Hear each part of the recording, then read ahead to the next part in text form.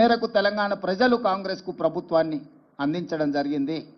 రాహుల్ గాంధీ గారు సూచనలు తీసుకుంటూ తెలంగాణ రాష్ట్రంలో కులగణను విజయవంతంగా ఎలాంటి వివాదాలు లేకుండా ఎలాంటి తప్పులు లేకుండా ప్రతిపక్షాలను అదేవిధంగా అందులో భాగస్వాములను అదేవిధంగా ప్రజా హక్కుల సంఘాలను అందరిని కూడా వాళ్ళ అభిప్రాయాలను సేకరించి ప్రశ్నాపత్రాన్ని తయారు చేసి చట్ట పరిధిలో రాజ్యాంగబద్ధంగా ఈ వివరాలన్నిటిని కూడా సేకరించి ఈరోజు దేశానికే ఆదర్శంగా నిలబడ్డం.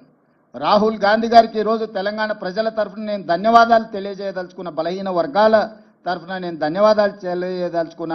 ఈరోజు పెద్దలు కేశవరావు గారు, హనుమంతరావు గారు, మధుయాస్కి గారు, పొన్నం ప్రభాకర్ గారు, అంజన్ కుమార్ యాదవ్ గారు, చాలామంది మిత్రులు, షబీర్ అలీ గారు, చాలామంది శాసనసభ్యులు, వీళ్ళందరూ కూడా నన్ను అభినందించడానికి వచ్చిండు. ఈ అభినందనలు నాకు కాదు, రాహుల్ గాంధీ గారికి చెందాలి. వారి ఆలోచనను వారి సూచనలను తీసుకొని తెలంగాణ రాష్ట్ర ప్రభుత్వం ఈ కులగణను చేపట్టడం జరిగింది.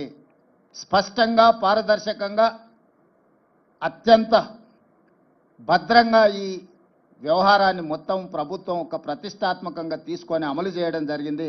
ఇందులో మంత్రివర్గ ఉపసంఘం group of ministers Uttam Kumar Reddy garu, Bhatti Vikramarka గారు, సీతక్క గారు, అదేవిధంగా శ్రీధర్ బాబు గారు, పొన్నం ప్రభాకర్ గారు అందరూ కూడా ఇందులో అధికారులతోని చీఫ్ సెక్రటరీ నుంచి ఎన్యూమరేటర్ల వరకు దాదాపుగా 1,50,000 మంది భాగస్వాములు అయ్యి దాదాపుగా 90 రోజులు నిరంతరం పనిచేసి ఈ విజయవంతంగా ఈ నివేదికను తయారు చేయడం జరిగింది.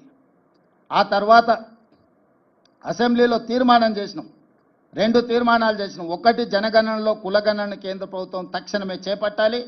అదేవిధంగా బీసీ రిజర్వేషన్లను 50% పరిధిలో నియంత్రించడం కాదు, ఈ 50% పరిధిని దాటి రిజర్వేషన్లు పెంచాలి. అందులో 42% బీసీలకు రిజర్వేషన్లు ఇవ్వాలి అని మేము శాసనసభలో తీర్మానం చేసి కేంద్ర ప్రభుత్వానికి పంపించినాం. కుల సంఘాల మద్దతు జంతర్ మంతర్లో కేంద్ర ప్రభుత్వం మీద పార్లమెంట్ జరిగేటప్పుడు ఒత్తిడి తీసుకురావడానికి రోజంతా ధర్నా చేసినాం. జాతీయ స్థాయిలో ఉన్న రాజకీయ పార్టీలు దాదాపుగా 16 పార్టీలకు సంబంధించిన ప్రతినిధులు ఆ నిరసన కార్యక్రమంలో పాల్గొని సంపూర్ణంగా మాకు మద్దతు ఇవ్వడం జరిగింది. ఈరోజు ఈ ఒత్తిడి మేరకు కేంద్ర ప్రభుత్వం నరేంద్ర మోడీ గారు నిన్న జనగణనలో కులగణనను చేర్చుతామని నిర్ణయించారు. ఈ నిర్ణయాన్ని స్వాగతిస్తున్నాము. ఇక్కడ రాజకీయాలకు తావు లేకుండా కేంద్ర ప్రభుత్వాన్ని అభినందిస్తున్నాము. అయితే ఇది అమలు చేసే క్రమంలో తీసుకోవాల్సిన జాగ్రత్తలు, నిర్ణయించాల్సిన సమయం అనేది అత్యంత కీలకము. ఈరోజు ప్రధానమంత్రి గారిని నేను అడుగుతున్నా, మీరు ఎప్పుడు మొదలు పెడుతున్నారు, ఎప్పటిలోగా జనగణన కులగణన చేర్చి పూర్తి చేస్తారో మీరు తేదీలను నిర్ణయించండి. అదేవిధంగా ఇది అమలు చేసే క్రమంలో మీరు తీసుకోబోయే నిర్ణయాలు, అమలు చేసే ముందు వచ్చే సవాళ్లను, సమస్యల్ని ఏ విధంగా అధిగమించదలుచుకున్నారో మీరు అన్ని రాజకీయ పక్షాలతో చర్చించండి. ఇది సీక్రెట్ డాక్యుమెంట్ కాదు, ఇది ఎనీ పొలిటికల్ పార్టీ రెస్పాన్సిబిలిటీ కాదు, ఇది గవర్నమెంట్ ఆఫ్ ఇండియా బాధ్యత. కేంద్ర ప్రభుత్వం ఒక నిర్ణయం తీసుకొని ఒక విధానాన్ని తెచ్చినప్పుడు అన్ని రాజకీయ పార్టీలతోనే పార్లమెంటరీ వ్యవస్థలో భాగస్వాములైన ప్రతి ఒక్కరితో చర్చించి వాళ్ళ సూచనలు తీసుకోవాలి. అందుకే నరేంద్ర మోడీ గారికి సూచన చేస్తున్న, గ్రూప్ ఆఫ్ మినిస్టర్స్తో ఒక కమిటీ వేయండి, ఆఫీసర్లతో కూడుకున్న ఇంకొక ఎక్స్పర్ట్స్ కమిటీని వేయండి.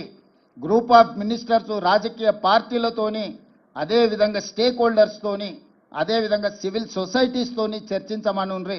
వాళ్ళ నుంచి వచ్చే సూచనలను, వాళ్ళ నుంచి వచ్చే సమస్యలను, ప్రశ్నలను ప్రభుత్వం వివరణ ఇవ్వడం ద్వారా పారదర్శకంగా ఈ ప్రక్రియను ముందుకు తీసుకెళ్ళవచ్చు.